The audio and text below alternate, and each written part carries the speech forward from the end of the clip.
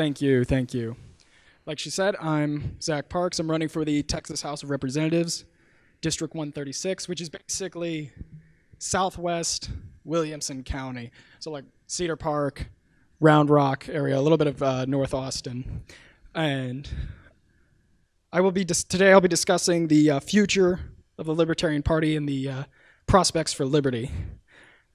First, I want to share a little bit about my background, how I came to be a libertarian.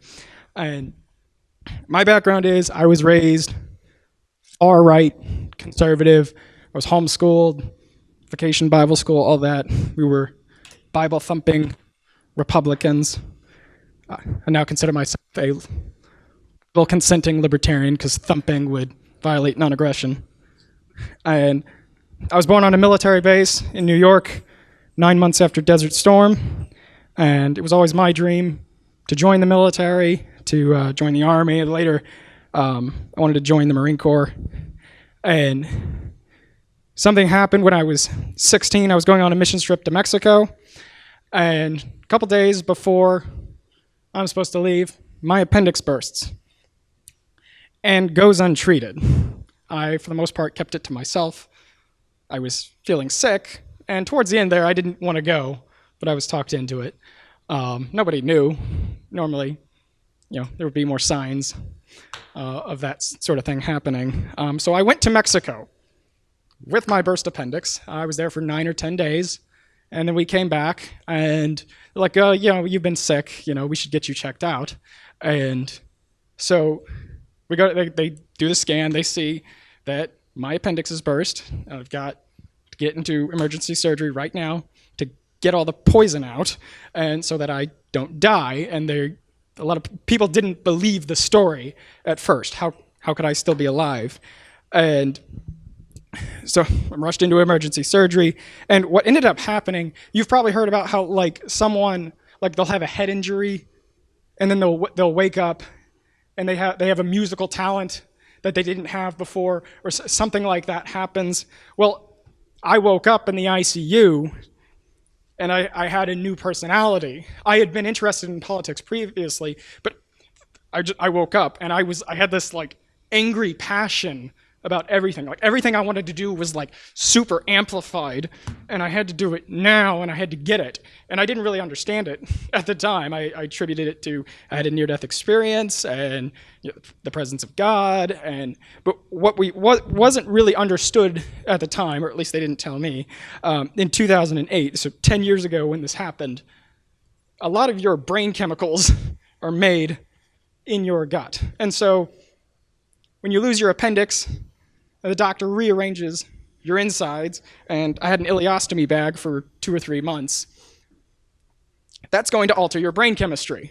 And so I came out of that with a new personality. I was a line between angry and aggressive, angry and passionate. It was like this aggressive passion about everything. And really, I got lucky. I mean, I could have ended up with this real melancholy personality, but I didn't understand it at the time. It was hard to handle. It was difficult on me. It was difficult on my family, but it got me. I wanted to do everything.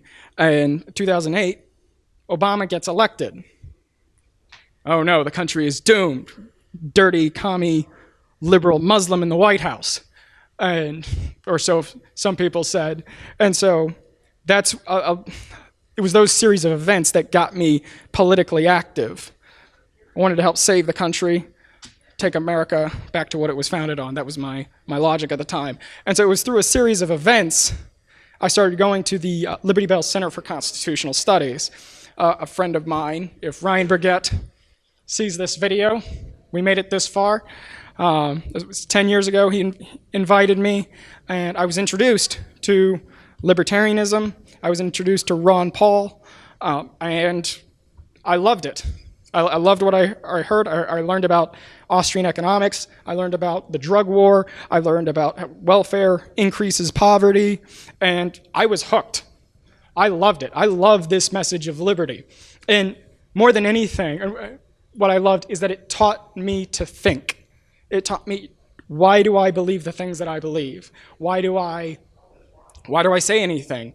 And where else have I been wrong? And where else can I consider or reconsider what I believe?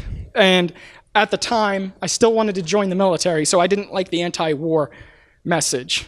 As a teenager, I felt like a loser, and I thought, if I join the military, that'll make me a man, people will be impressed, and I would tell girls all about this, make myself sound like this great hero, and I was being manipulative, and my picture probably ended up on a couple of dartboards, but I'm sorry for what I said when I was statist. And after that, I went to college. I went to a conservative Bible college, and it was during a missions conference I finally accepted what I knew was true.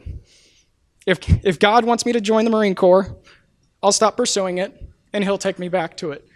But I knew as soon as I gave up the dream, I cried. I knew the United States is an empire. I should not join the military. I should not go and fight. This isn't good. This is not a good thing to do.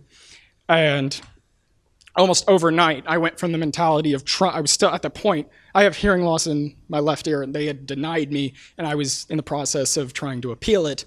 And at that time, overnight, I transitioned from the war mentality of psyching myself up to go to war, and transitioned over into okay, so I'm not going to be gone for months at a time.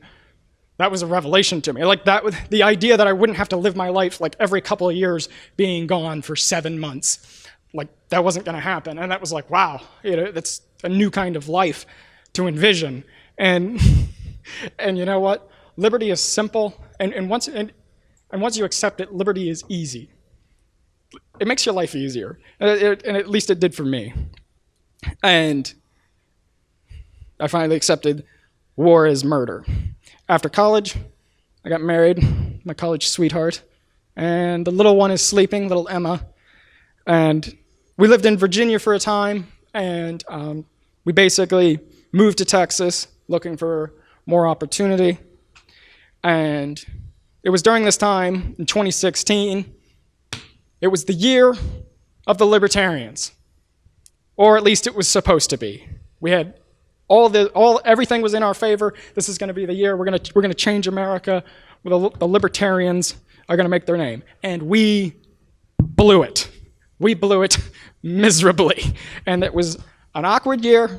And I said I was done with the Libertarian Party, not done with liberty. I'm done with this party. I'm going to go become a Liberty Caucus Republican. I'm going to do the Austin Peterson thing. Where there's more credibility. And so, why am I here? I happened to meet Adam Kokesh at an event in Austin, and started talking to him, and then he shared a little bit while he was speaking about his plans for 2020. I asked him, he hadn't officially announced yet. I said, is Kokesh 2020, is that going to happen? And he said he was putting together a team at that time, and he started sharing about how his plan to run for not president of the United States for the purpose of peacefully and responsibly dissolving the federal government, running with the slogan, neutralize, localize, privatize, neutralize federal authority, freeze all federal enforcement, localize all power and resources as much as possible, sell off military assets, sell off federal assets, give the proceeds to the people, and to privatize resources. Real privatization, not handing it over to big corporations that didn't earn it, giving it to the people. If you've got your local resources, those should be yours. And his message was inspiring, and I think he's currently on tour still. He finished up his taxation as theft tour a few months ago, and I got to see him there. He came through this area. I got to see him again, and it was exciting. Got to hear about more of his plans.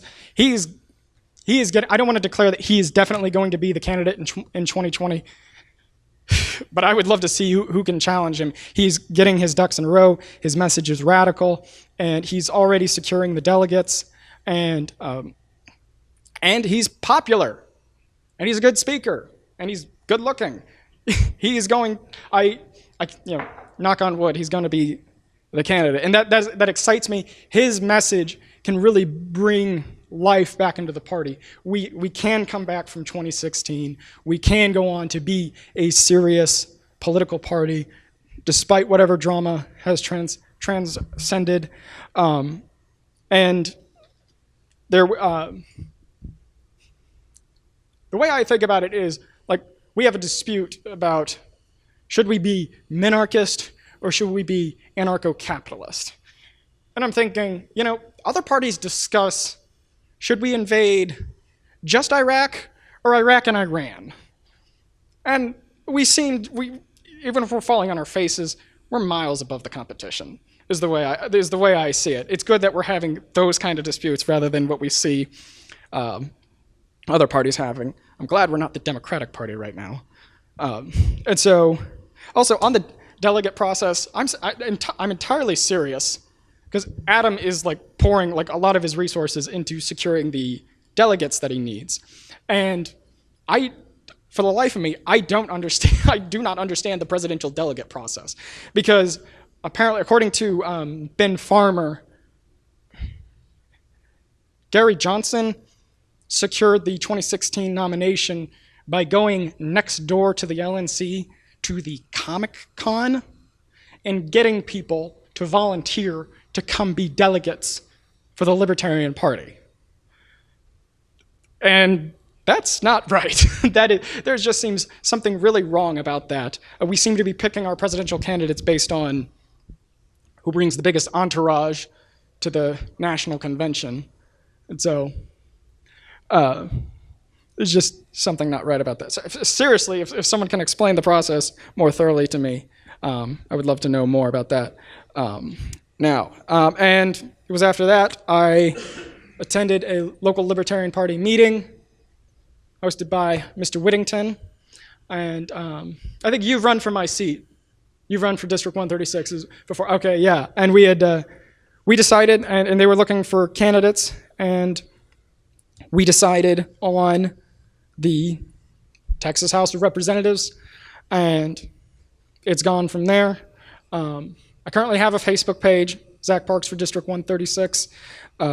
I've considered, I want to put together a website. If anybody's a volunteer, if anybody has experience with that. I've been on Squarespace and stuff like the free website builders, and I'm like, yeah, I'm not very good at this. I don't have the techie skills to be doing this kind of thing. But I am running my campaign inspired by what Adam has said. He's running on the slogan of neutralize, localize, privatize, and my campaign is built on secede, localize, privatize. If I am elected, I will present legislation for Texas to leave the United States and become its own country again. Make Texas again. And so what will happen after that? Texas, basically, for Texas to leave the Union and then to localize, to transfer all state power to local governments and to privatize all major resources, to privatize, for instance, public schools, state-run schools. Instead of getting rid of those, because we're libertarians, we're not against education, we're not against hardly anything, we just don't want the government to provide it. What we can do there is that we can make the principal or like UT Texas, the faculty there, the dean of UT Texas can become the CEO of UT Texas. You can give that, you can give UT over to the faculty, let them run it. They'll know better than the state how to run that. Do that with the public schools, do that with the hospitals, do that. Adam usually uses the example of the VA. Give every veteran in America one voting share in the VA, and you'll see it change overnight, and you'll see it become what it should be, really helping veterans, and then maybe we won't have 22 veteran suicides a day. And what is so great about this message is that it's so simple. We don't have to argue about what is Austrian economics and how it's superior to Keynesianism, and why marijuana is not a gateway drug, and how concealed carry improves safety. What we can say is, if someone objects to, well, I don't want to live in a state where marijuana is legal, you say, okay, then would you be willing to live in a local government and agree to a city charter that says marijuana is not allowed here? Okay, that's your right to do. If people want to come together and voluntarily form their own charter, form their own local constitution, they can put whatever they want in there. It's their right. There was some objection. Apparently there was a bit of complaint about the fact that this venue that we're having does not allow concealed carry, and there was some objection to that. And, well, it's their business. A business that doesn't allow concealed carry is just as libertarian as a business that does allow it, because it's their property and they made that choice. So they can do whatever they want. The Bible college that I went to, it was against the rules to touch someone of the opposite gender. There was the no PC rule, no physical contact with someone of the opposite sex. Now, was I living in a police state? I mean, you can say what you will about New York, but no. I signed a contract saying one of the conditions of me to come on their property, sit in their classes, use their curriculum, they say, okay, you can come do that, but you have to follow this list of conditions. I agreed, and I stayed. And so that was libertarian. I agreed. It was a contract. And so that allows us to have that allows the message to be more appealing to more people. You can tell the liberals, hey, you want to live someplace where people are required to grow medical marijuana? You can do that. And where property is owned in common, you can do that. You don't want to allow guns? We're actually allowing people to make their own rules. It actually gives them more freedom and makes our message more appealing. And so that's one thing I'm excited about, and that's one thing that the message can really inspire. And also, we just privatize the economy. We get rid of we become our own country. We get rid of all the federal taxes, federal regulations, the inflation, and we become our own economy. Texas will soon be outproducing the rest of the world. We free up that economy, and so it's basically break away, become our own country, become a libertarian city on a hill, and change the world. We don't have to change the whole United States. We don't have to convince everybody. As much as we should try to do that. And so that is my campaign, that is my intention. Secede, localize, privatize. Inspired by Adam Kokesh. Now, with all that being said, and I'm actually going to finish up sooner than I expected, but that's okay. With all that being said, a smooth transition to liberty is unlikely. Let's fight hard. Please give to the Libertarian Party, give to Adam, give to candidates who you like. But a smooth transition to liberty is unlikely. What is more likely is us picking up the pieces after a national tragedy, whether that is economic collapse or World War III. It's more likely that we're going to have to come together and rebuild rather than transition. And a couple things I want to speak to are there's a lot of hype on the internet about imminent economic collapse. You can go onto YouTube and you can find videos talking about economic collapse and hyperinflation in 2008 and 2009, 2010, 11, 12, 13, 14. And these predictions never come true. And it's not that Austrian economics isn't correct, and it's not that the economy is doing great. It's a huge bubble, and it's going to come down. But a lot of these critics are running with the assumption that it's any second now, the economy could collapse, it's right at the edge, and so just any moment now. And that's just not the case. And basically here is why. in order to have hyperinflation, for starters, economic collapse, total economic collapse doesn't happen except in wartime. In a peacetime, economies will grind along at bare subsistence, but it's only in a wartime. Eastern Europe in World War II with marching armies and falling bombs, there was total economic collapse there. It was a hand-to-mouth existence. But in peacetime, you can have depressions, you can have deep recessions. It hurts a lot of people, but the economy is grinding along very slowly. It's still going very slightly. To have hyperinflation, to have a total economic collapse, you need two things that we don't yet have, that we don't have in the United States. Number one is you need an already modest money supply. You need a money supply that you can double, triple, and quadruple quickly on a daily basis. Economies like Venezuela and Yugoslavia and Germany in the 1930s had a relatively small money supply, and so they could multiply it quickly with the printing presses. In the United States, conservatively, there are $500 trillion. The dollar's quantity, its greatest threat, might also have a silver lining. The dollar supply is so massive, you couldn't double it and triple it, certainly not every week. You couldn't get it going at the rate of hyperinflation, at least not yet. And also, even if you get hyperinflation, you have to have automatic indexing.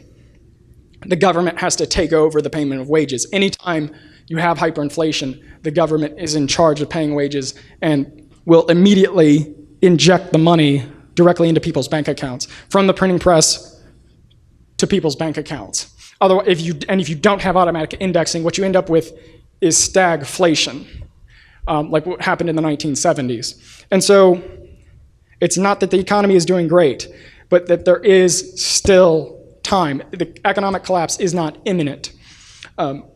What will happen eventually with the national debt, and why is the national debt so dangerous? We all know it's bad. It's bad to be so deep in debt. What is specifically so bad about it? What is specifically so bad about it is that the federal government can float this $20 trillion, coming up on $21 trillion in debt.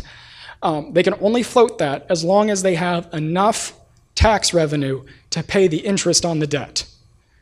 When available tax revenue exceeds the interest rates, that is when we will have a Roman-style bankruptcy, and the United States will split into several smaller countries.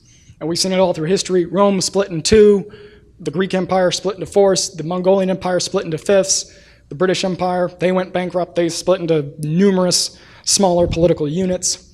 And so that bankruptcy, I believe we're past the point of no return. We are the last generation of Americans, and that we will have that Roman-style bankruptcy, or, and this is a scenario that our leaders seem intent on taking us into, if they can get us into global government as a result of World War III. If they can provoke Russia and China into attacking the United States, that gives them, well, everything they want.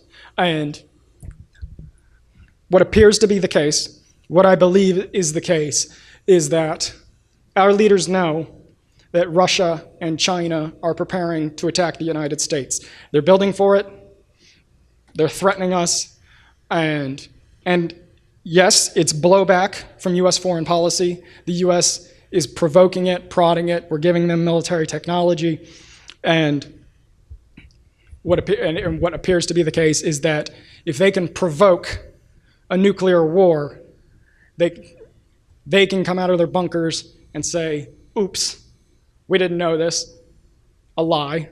And they can get us into global government, and they can walk away from the debt, and they can hold on to their positions of power. That is their avenue out. And that's the worst case scenario. At least from the collapse, we could readily pick up. Now, a few things about nuclear war. Some people are skeptical, well, if we had nuclear war, everything would be destroyed.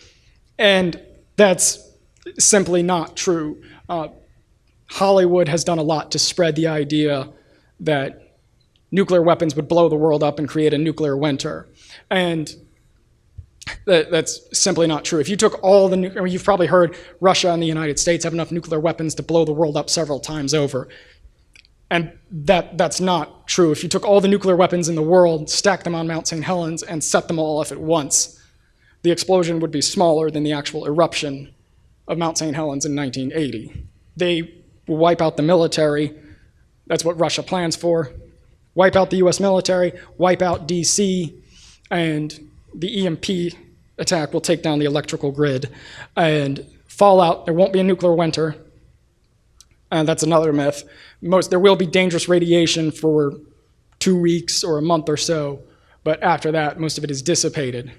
And what they can do, if they can provoke this attack, and if they could start a war in Korea, what this will do is this will blow out the financial centers, this will wipe out the US military, this will destroy the major centers of power in the US, it'll destroy DC, and they can come out and they can get us into global government, they can bring out their black budget technology like they have at Area 51, and they can arm the new military, and they can say, we have to come together, we need global government to make sure this never happens again.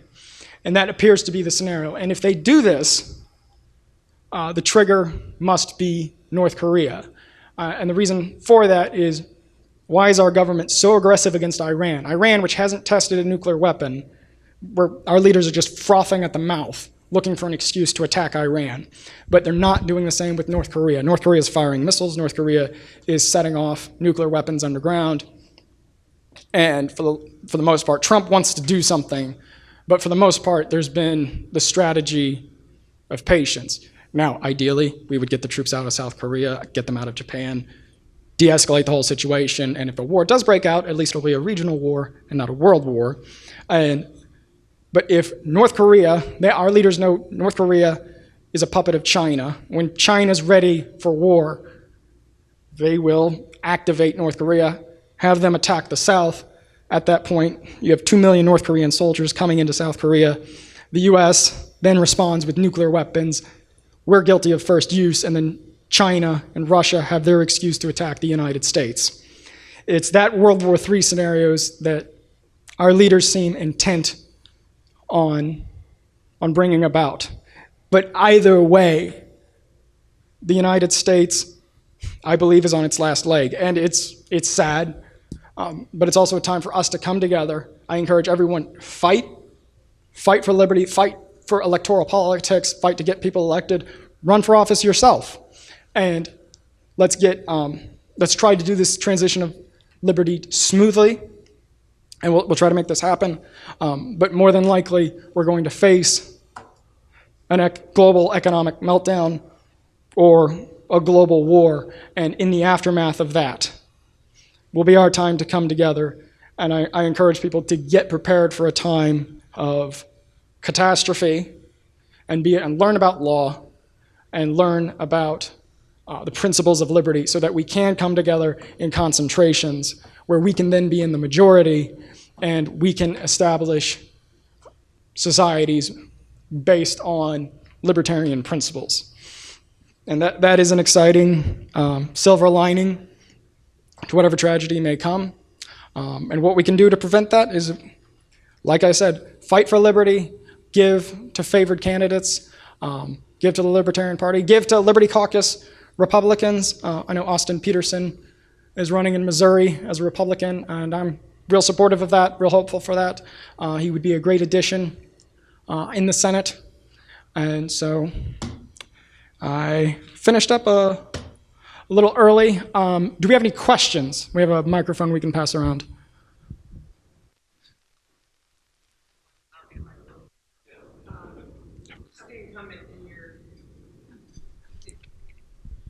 Who's the incumbent? The incumbent is Republican Tony Dale. The Democrat is John Boosky, and apparently they're both running unopposed. And I'm running unopposed as well, and so I guess that's the final ticket. So. Okay.